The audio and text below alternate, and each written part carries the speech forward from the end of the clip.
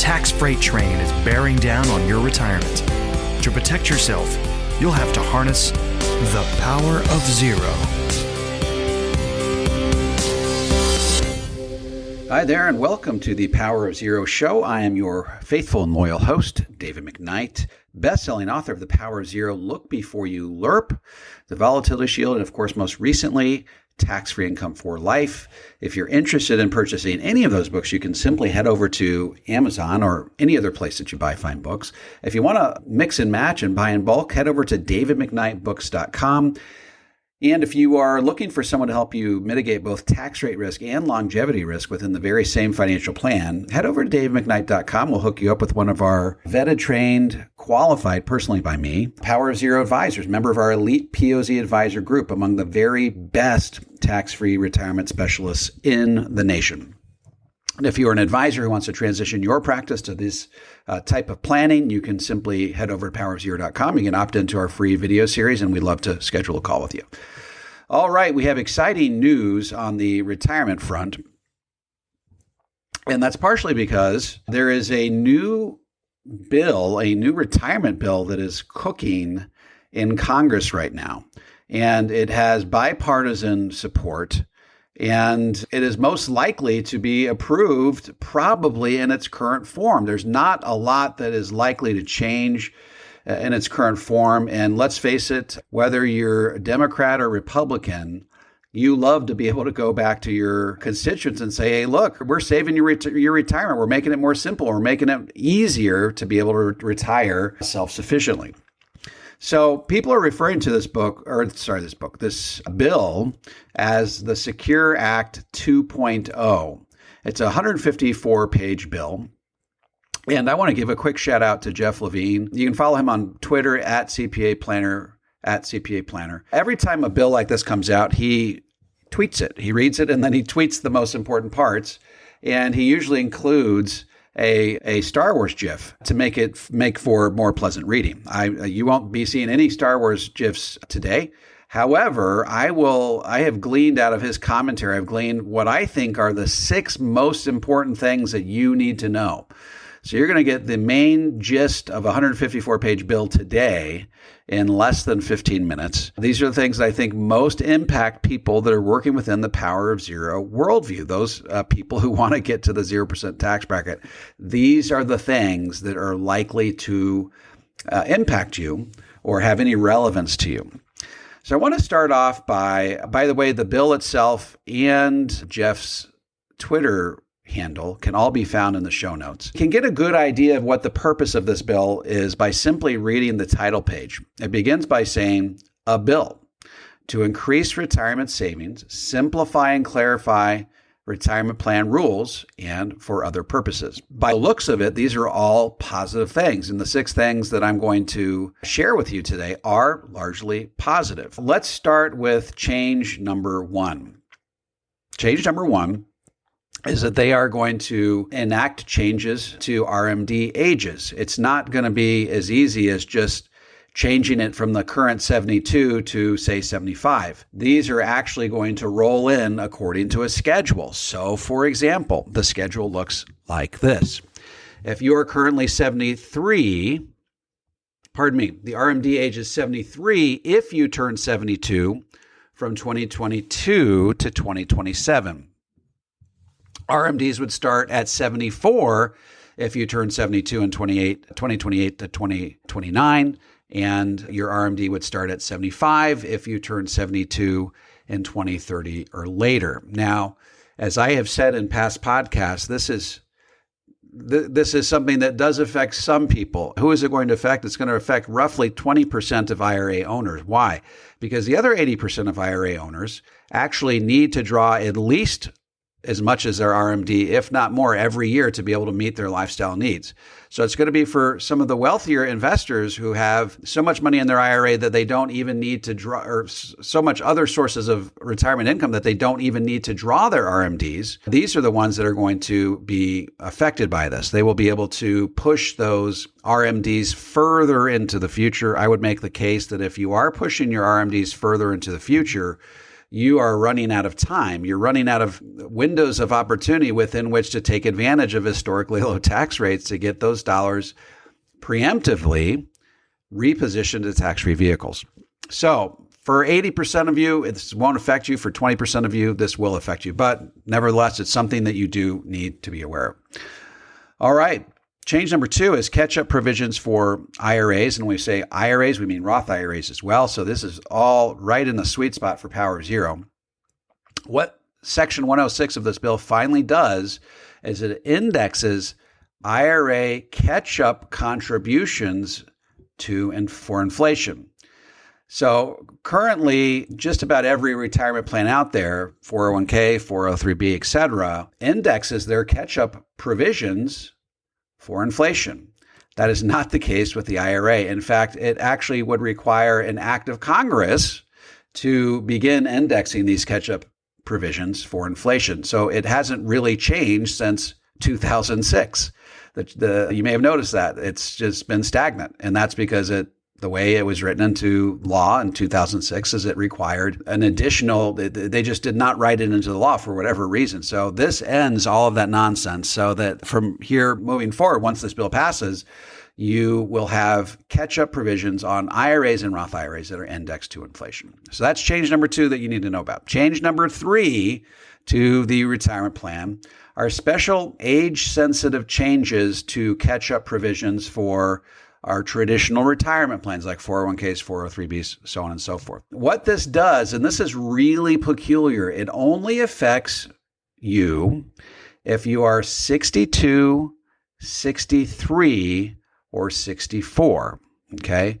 Or when you are in that range. If you're 50 now, this will affect you 12 years from now. Basically what it says is that starting in 2023, 401ks, 403bs, other traditional retirement plans, instead of having a catch-up contribution of $6,500, that catch-up contribution will be, or limit, will be $10,000. If you have a simple plan, currently that catch-up provision is $3,000. It goes up to $5,000 if you're in that range. Now, the peculiar thing about this is that this benefits you, particularly if you're taking advantage of a Roth 401k or a Roth 403b.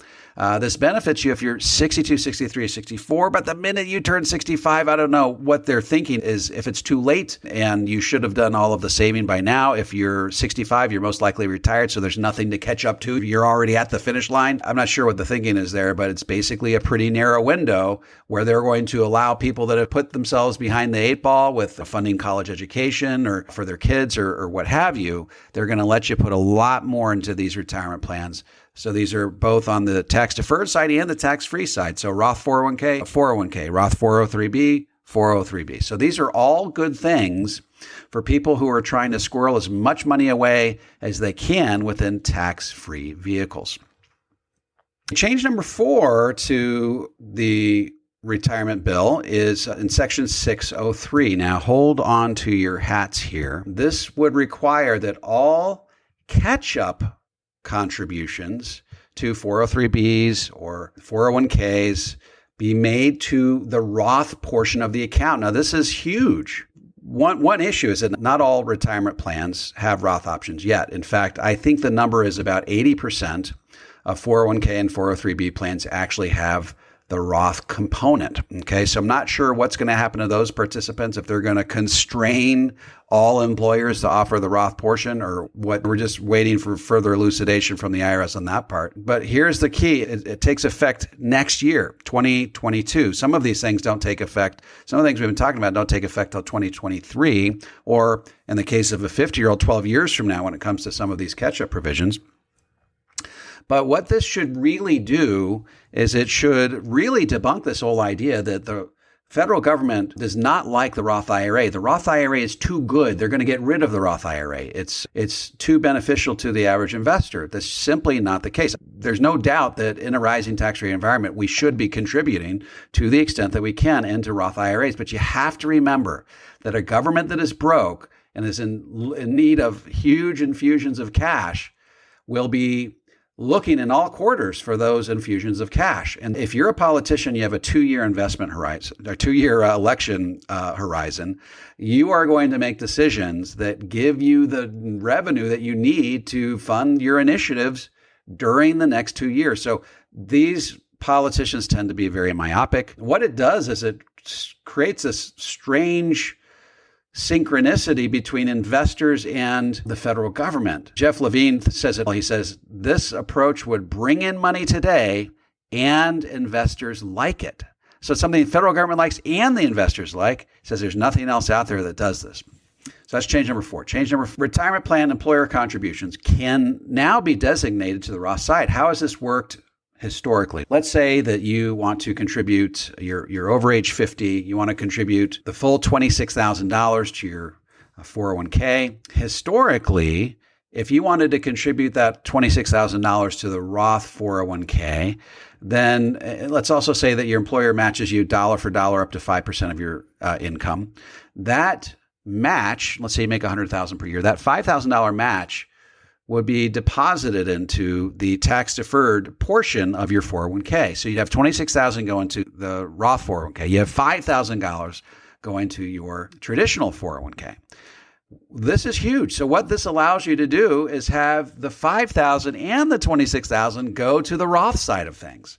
So once again, you have to remember that the federal government loves Roth IRA. It forces you to pay tax on dollars today. However, we have to remember that in a rising tax rate environment, this is exactly what we want. We have a much longer time horizon than the federal government does. Whereas the federal government has this 2-year time horizon, we have a 30-year time horizon. We're making decisions based on what will allow us to squeeze the most efficiency out of our retirement dollars over the arc of a 30-year time period. So this is really, really a big deal. By the way, how will they handle that for tax purposes? They'll probably have to find a way to put that match, those after-tax dollars, because remember, if the match goes into your Roth, that means you'll have to pay tax on it. So you'll have to probably realize some extra income on your tax return so you can pay tax on it today. But we're okay with that. You pay tax at historically low tax rates so that somewhere down the road, you've already paid the piper. You can take those dollars out tax-free when tax rates are likely to be much higher than they are today. All right, the last change we're going to talk about, change number 6, are changes in penalties for failure to take RMDs. We've long talked about how there's this catch-22 with the 401k and IRA. If you take money out pre-59.5, you get a 10% penalty, plus you get tax. If you don't take the money out by your RMD date, you get a 50% penalty plus tax. You could be losing upwards of 80% of your money because all that money gets pushed on top of your tax return, tax at your highest marginal tax rate. So what this does under Section 302 of the bill, instead of assessing you a 50% penalty for missing an RMD, that would go down to 25%. Now, if you can correct your mistake within a 3-year window, that 25% goes down to 10%. So it's for errors timely and appropriately corrected within the correction window. So that's a 3-year period. Jeff Levine says that, look, this sounds great, but it could be a trap. He says currently, if you're a retiree and life gets in the way and you forget to take this RMD, most of the time you can just petition the IRS and have this 50% penalty waived. He seems to think that under this new scenario, they're much less likely to simply waive it because you now have the 25% if you fail to address it within 3 years. If you do address it within 3 years, it's 10%. So they're much less likely to waive the penalty now that they have a penalty that's custom suited for this 3-year window. So those are the 6 changes that I think will affect you. And I think that, of which you need to be aware. And I think there's a lot of good news in here. I think one of the big takeaways is that the federal government loves the Roth IRA. We love the Roth IRA. But we love it for different reasons. They love it because it gives them revenue immediately, gives them revenue during their tenure in office. We love it because it allows us to take advantage of historically low tax rates before tax rates go up for good. And it will allow us to maximize the amount of money that we can take out of our retirement plans over the arc of a 30-year retirement. All right, folks, that's the show for today. Once again, if you're looking for help mitigating tax rate risk, longevity risk, navigating all of these new rules, head over to davidmcknight.com. Happy to hook you up with a member of our elite POZ advisor group. And if you're an advisor who wants to learn about how to become a member of our elite POZ advisor group, head over to powerofzero.com. Once again, would love a follow on Twitter. It's at McKnight & Co, at McKnight & Co. And please subscribe wherever you listen to podcasts. Thanks, and we'll talk to you same time next week.